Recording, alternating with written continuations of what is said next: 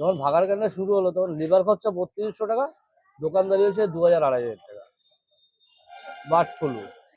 আজ যে ব্যক্তিটি আপনাদের সামনে তুলে ধরছি, তার সোশ্যাল মিডিয়াতে পরিচয় দেওয়ার কোনো প্রয়োজন নেই। তাও ইনি হলেন উজ্জ্বল দা, বিরিয়ানি স্পেশালিস্ট, সোশ্যাল মিডিয়ায় অত্যন্ত পরিচিত উজ্জ্বল দা। বাড়ি তো আমাদের মধ্যমগ্রাম, আমাদের চণ্ডীগড়ে বাড়ি। আমার নাম হচ্ছে উজ্জ্বল। আর উজ্জ্বলদার যে নামটা সে হচ্ছে ওই ব্যক্তি, ওই একমাত্র উজ্জ্বলদা ফেসবুকে নামটা দিয়ে দিয়েছে। সবাইকে বলি না আমি, কারণ সবাই ভালোভাবে নেয় না। একমাত্র উজ্জ্বলদার নামটা ওই দিয়েছে। এই যে আপনি শুরু করলেন বিরিয়ানি, প্রথম দিনটা যদি আপনার মনে থাকে, যে বলেন যে প্রথম যে শুরু করলেন বিরিয়ানি, প্রথম দিন আমি জোরে বলেন। হ্যাঁ, আমার তো রোল চাউমিনের দোকান। আচ্ছা, প্রথমে আপনার রোল চাউমিনের দোকান ছিল। হ্যাঁ, আচ্ছা, তারপর থেকে এই বিরিয়ানি করার একটা মানে চিন্তা ভাবনা হয়ে যায়। তারপর হচ্ছে মাঝখানে একটা ঘটনা ঘটেছিল। ঘটার পরে দাদা আমি বললাম চল বিরিয়ানিটাই শুরু করা যায়। কত সালে প্রথম শুরু করলেন আপনি বিরিয়ানি? ওটা 2014 কি 15 এরকম হবে। মানে 10 সালে এত পপুলারিটি আপনি অর্জন করলেন। আচ্ছা, এর মাঝে কোনোদিন কি মনে হয়েছিল যে আপনার যে এই প্রফেশনালটা ছেড়ে অন্য কিছু এমন ভাঁটা কোনোদিন এসেছিল যে দূর অবস্থা? হ্যাঁ, হ্যাঁ, আমাদের যখন এই ভাগার গানে যখন শুরু হলো, আচ্ছা, হ্যাঁ, নিয়ে নাও, হ্যাঁ নিয়ে নাও। যখন ভাগার গানটা শুরু হলো তখন লিভার খরচা ৩২০০ টাকা, দোকানদারি হচ্ছে ২,০০০-২,৫০০ টাকা। Bird flu.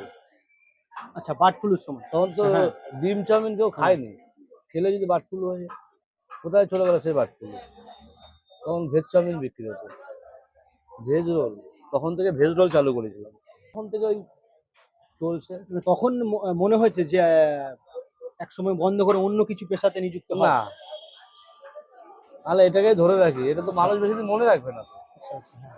যখনই আবার এই কেউ বলবে যে না এখন বার্ড ফ্লু ঠিক হবে, তখন তোকে আবার খাচ্ছে, সেই মুরগি খাচ্ছে। মানে আপনার এই যে 10 বছরের লাইফে সব থেকে যদি কষ্টের সময় মনে হয়, যে ওটা কোন সালটা আপনার গিয়েছে? এটা মনে হয় 2004-05 সালে। 2004-05 সালে। হ্যাঁ, আচ্ছা, খুবই মানে অবস্থা আপনার যে খারাপ। শুরুর থেকে, এই যে এই প্রফেশনে আসার পর থেকে, শুরু থেকে এখন পর্যন্ত সব থেকে যে না, 2004 সালে আপনার। তখন 2004 প্রথম দোকান দিয়েছিলাম আমি। হ্যাঁ, 2000 সালে যে বন্যা হয়েছিল, দোকান আমি দেইনি, আমার এক দাদা দিয়েছে। আচ্ছা, ওর সাথে আমি ছিলাম। ওই মানে তখন তো গ্যাস ছিল না, স্টোভ এইসব এনে টেনে দোকানদারি করে পুজোর 4 দিনে, কালী পুজোর 4 দিনে দোকানদারি করলাম, করে টরে তারপর আবার দিয়ে আসলাম। দিয়ে আসার পর 2002 সালে আমার বিয়ে হলো। তখন আমাদের ফলের ব্যবসা ছিল, ফলের ব্যবসা অনেক লস টস হয়ে গেল। তারপর 2004 কি 5 সালে তখন আমরা আবার খাবারের দোকান দিলাম। তখন এখানে আরো দুটো ছেলে ছিল। তারপরে আমার যে মধ্যমগ্রামে যে নানপুরি চালু করে, মধ্যমগ্রাম। লক্ষণ, আচ্ছা, হ্যাঁ। ওর কাছে যেতাম। ও তখন আমাদের এখানে নানপুরির দোকান ছিল।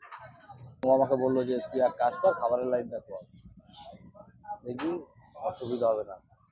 ফলের ব্যবসা করে অনেক টাকা দেনা হয়ে গেছে। দেনা হয়ে যাওয়ার পরে কি করবো, তারপর তো দেনা হয়ে গেলে মানুষ মানে একটা মানুষ কমজোরি হয়ে গেলে চেপে ধরে সবাই।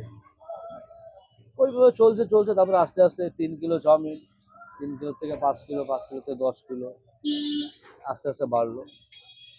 তারপরে এরকম বিরিয়ানির ব্যবসা ব্যাপারে বিরিয়ানির ব্যবসাটা চালু করলাম। তা প্রথম যেদিন বিরিয়ানি করলাম 1 হাঁড়ি, আধা ঘন্টার ভিতরে শেষ হয়ে গেল।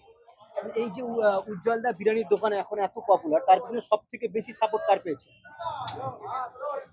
আমাদের একটা সেল ছিল, আর আমার দোকানে এখন তো আসে না।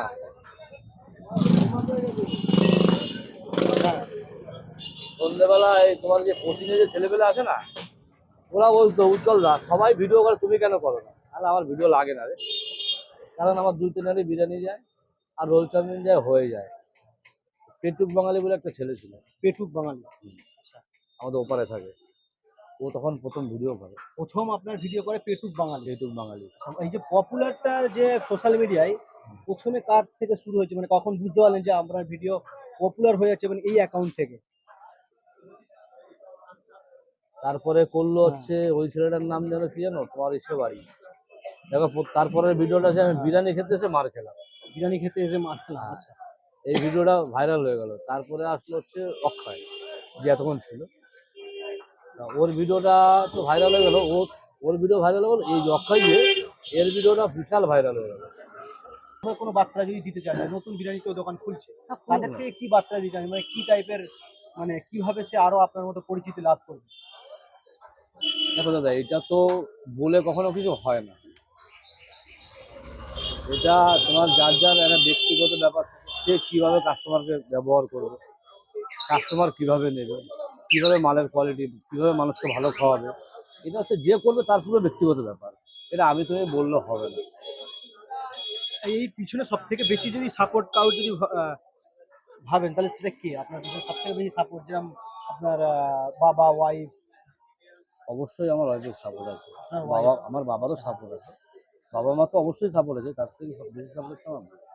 আচ্ছা, কারণ মানুষটা দুটো সিজারের মানুষ।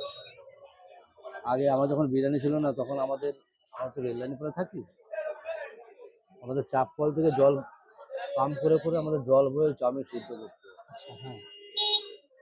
তাহলে একটা দুটো সিজারের বাচ্চা হওয়ার পরে মানে সে যদি এভাবে পাম্প করে জল পাম্প করে দিয়ে চাউমিন সিদ্ধ করে, মানে ওই সব কথা না দাদা বলে বোঝানো যায় না, বুঝতে পারছি। যে করে সে একমাত্র বুঝতে সব পারে। থেকে সহযোগিতা আপনার ওয়াইফ করেছে একদম, এই একদম। পজিশনে আসার জন্য। একদম আচ্ছা, সাপোর্ট বলছি না, আমার কেউ মানে 2 টাকা দেওয়ার মতো লোক ছিল না, যে আমাকে 2 টাকা দিয়ে কেউ সাহায্য করেছিল না। তুমি আমার একটা ভিডিওতে দেখবা 2000 টাকা 1600 টাকা সুদ। ওই কাউন্টারটা আমি বিক্রি করি না, ওই কাউন্টারটা আমার কাকা চায়, রোল চাউমিন করে আমার কাকা করে। আমাকে কাউন্টারটা একজন বলছিল, দাদা আমার কাউন্টারটা বেঁচে দেওয়া না, আমি কাউন্টার বেচবো না। এখনো চলছে। আর আমার তো এখানে আপনার এই পপুলারিটি বাড়ার সব থেকে পেছনে এক হচ্ছে ফুড ব্লগার, আর দুই অবশ্যই হচ্ছে আপনার ওয়াইফ সব থেকে সাপোর্ট পেয়েছেন। আমার ব্যক্তিগত সাপোর্ট তো মানে আমার ওয়াইফ আছেই। আচ্ছা, আর এই ফেসবুকে ধরো, ফেসবুকের জন্য ফুড ব্লগারদের তো অবদান বলা যাবে না, এটা আমি বলে শেষ করতে পারবো না। কারণ আজকে ধরো ফুড ব্লগার যদি না থাকতো, আমার কিন্তু এত লোকের চিন্তা না। ফুড ব্লগারদের তো অবশ্যই দরকার। অনেকই ভালো লাগলো আপনার সাথে কথা বলে। Thank you. আর এখন কথা বলার না এনার্জি থাকছে না, হ্যাঁ। থাকে বলো, সেই শনিবার থেকে না খাওয়া নেই, স্নান নেই, কাজ করে